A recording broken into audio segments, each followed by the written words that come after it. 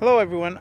Roger here with Creating with Your Spiritual Universe, CWYSU.com, CWYSU.com. And thanks again for joining me in another video. And today I want to talk about a very important subject. And before I start, there are links below to give more details about this particular subject. Well, actually, just one link. We'll just make it one.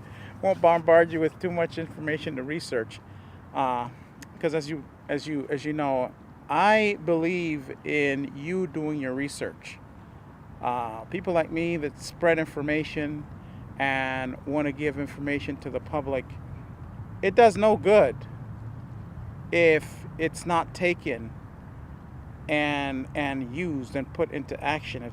If no energy is put into it, it does no good for you to know anything. Knowledge is not power.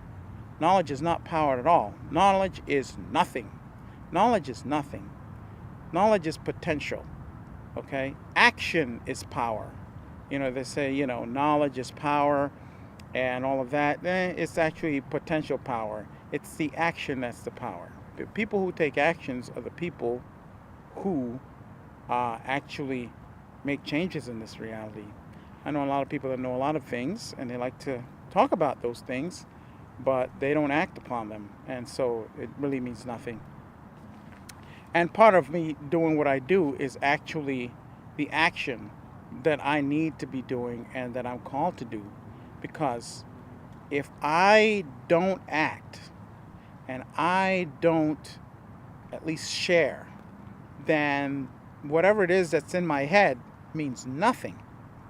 It's worthless, it's useless, until I put it into action and ground it into the planet. And I hope that you do the same. Not because of what I ask or, what I say, but because you act upon it by verifying whether it's true or false for your own good, for your own knowledge, and then following up with a little bit of action.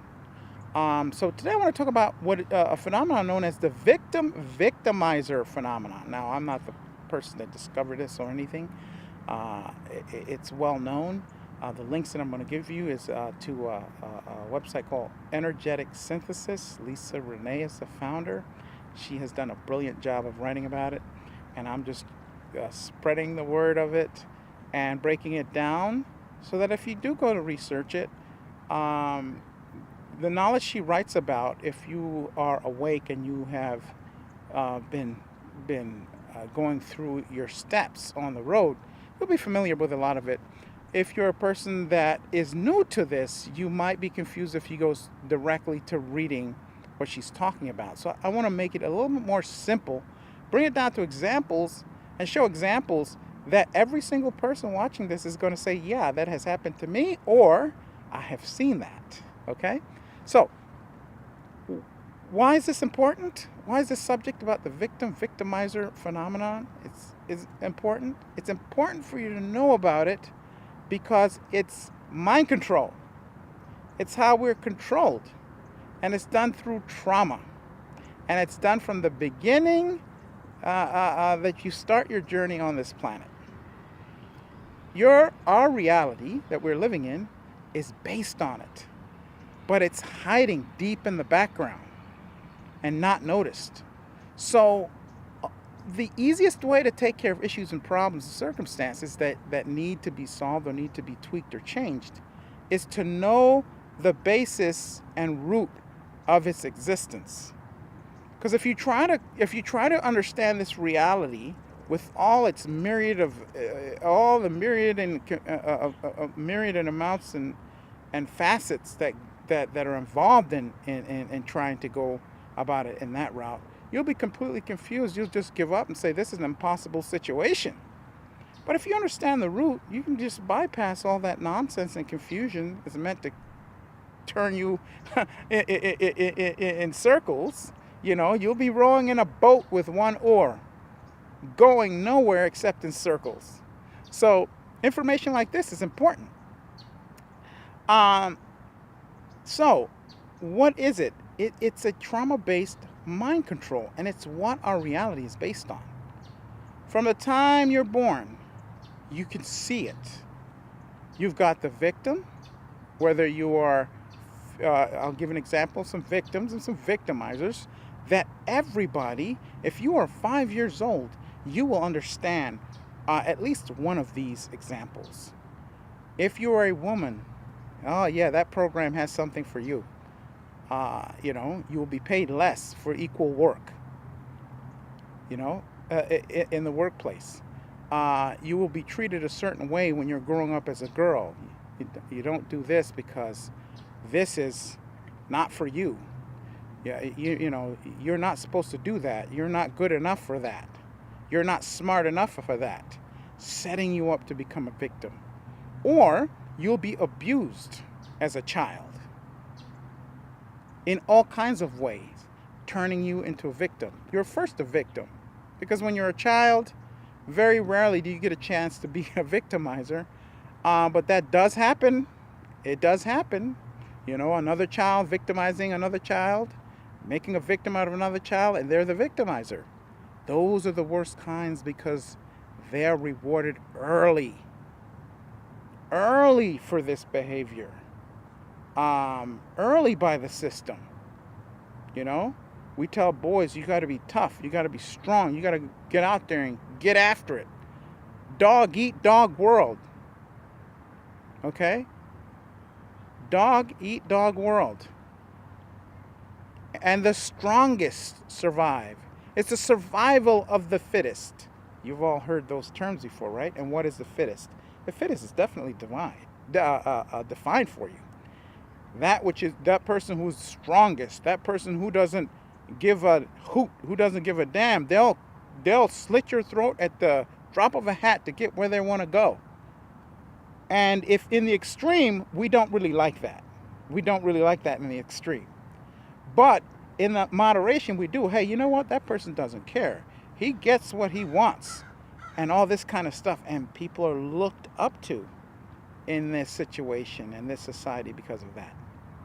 If you are of a certain race, there's that program has something for you.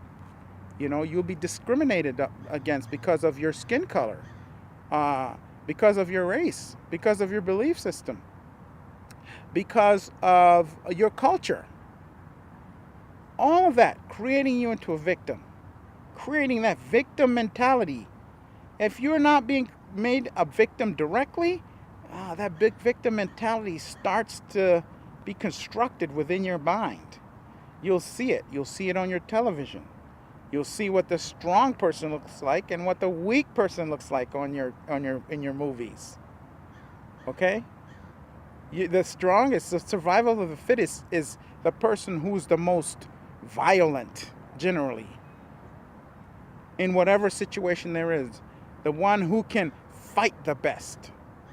The one who can maim and hurt and break your bones the best, with the best tactics to do so. Okay? War. The country that's the most powerful is the one with the best army, best and biggest army, generally speaking. Right? All those things. From the lowest down to the individual, all the way up to to countries and nations. You see? So it builds itself. So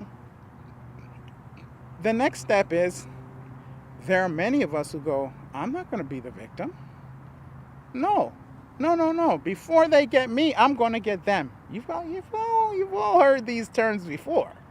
Before they get me, I'm going to get them. Right? So now you've chosen to become a victimizer. Right? All the while, there is another choice. Many of us make that other choice, but too many of us are not even aware of it. We're so caught up. And as all of this is going on, we think that is the way of the world. Right? Because we've now developed what is called the predatory mind, which is what the victimizer program wants to do, develop the predatory mind within you. Right? And so now you are going to be the victimizer. You're going to get them before they get you.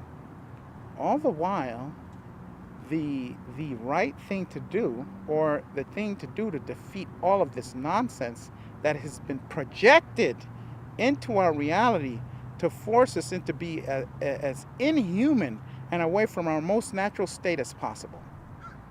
The natural thing to do is to say, hey, I'm not participating in this. Hey, the choice of victim or victimizer is a false choice. I've got a choice, and I have got the power to not participate in this nonsense. You see? You have a choice to not participate in it. And it first starts with your intent.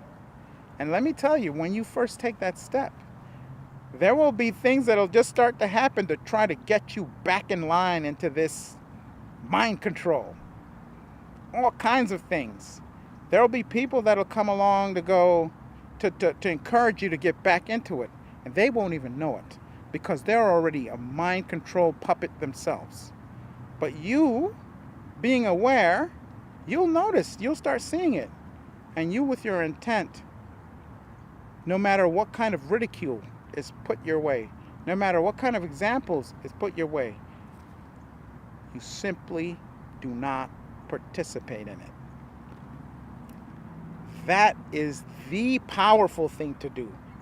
The participating in either role, one of the two roles put out there for you by something and someone else, is the weak thing to do, because you're being being controlled at that point, and you're not in control of your being at that point. Okay, you're no longer the survival of the fittest. You will not survive under that situation, because you won't be able to adapt. What if in a certain situation, survival of the fittest means survival of the most honest, survival of the most ethical? What if that's what fittest means? Okay? I'll give you a little story about, this is a true story about a baboon troop I like watching. I like watching a lot of animal shows, and though I don't have television, I've got a computer. I watch a lot of National Geographics. And just to make it a brief story here, there's a story of a particular baboon troop. And each baboon troop, and even primates and chimpanzees, each group has their own little culture. They've got general things that they share with every other animal in their species. But then when they have their groups, they have their cultures. Generally speaking, a baboon troop is a very violent society, right? They are always scheming. It's full of politics, and they're scheming, and they're thinking of ways to get their, to have their ways and ideas placed in. Sounds familiar, doesn't it? Sounds like us. But it's actually just a culture. It's not even a part of, they're not, they're not trapped or enslaved into being that way. So one day, baboons will eat meat. There was a carcass, and the biggest and strongest males took over the carcass of this dead animal, and they wouldn't allow any of the other members of the troop to partake in the meals. They bull-guarded it, and they ate the whole thing. Well, it turned out that carcass had a disease that killed every single thing, or every single baboon that ate the meat. What was left over were all the females and the so-called males that were not dominant. What happened after that was amazing. The researchers that were observing this group observed that the culture of the baboons completely changed. And no longer was there violence allowed in the troop. No longer was it was the most peaceful place. And anytime a new baboon came in with aggression, they were dealt with by completely ignoring and shunning them. They were not going to allow that kind of activity within their midst. They simply did not reward it. They ignored that member until that member adhered to the new rules. So now, survival of the fittest did not equate to the strongest and most powerful. It equated to the most ethical. It equated to those who weren't at the top. To be the fittest in that troop, in that situation, was to not be any of the leaders and dominant folk or baboons in that troop. And those are the ones that survived. You see, but when you're in the victimizer program, if the situation, the circumstance changes, you are eliminated from the picture. Because those who buy into rigid belief systems and programs and mind programming are a victim to what that mind program is capable of. Whatever its limits are, whoever its participants are limited as well, just as equally as the system that they're participating in. So with the victimizer program, we see that the most warlike, the most ruthless people are allowed to rule, are allowed to be in control. You know, hey, there's even this saying, and I think there's a John Lennon song, I don't remember the name of it. It says, you can work your way to the top as long as you learn how to smile when you kill. You see?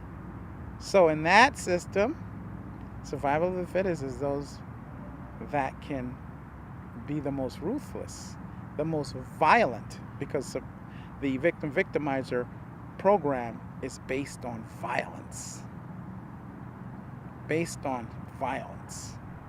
And so that's why every country has an army, because war is the epitome, is the height of violence. There's death, there's destruction, there's all kinds of things that happen beneath war. And it is completely unnecessary. Don't let anybody tell you any different. We do not need war. Okay? We do not need war. So that's just a bit of a summary of this particular program. And so go around. I'll give you a little assignment if you don't mind. And look for where you can see this program running in others, in situations, in governments, in companies, in corporations, in communities. And once you start to look for that, you'll notice it everywhere. And you can start to pull away from it. Because it only takes a certain amount of people to recognize it before it begins to turn up and have to be pulled out of the background. See, because of all this, the way the society is set up, this program can hide in the background where it's not even recognized or seen. Okay? So you'll begin to notice it. So click on the article below, take a look, and hopefully I have made it a little bit more simple to understand by providing a few examples. Hopefully it was helpful. All right, thank you so much. Like, share, and subscribe, and remember to defy the taboo against finding out who you are.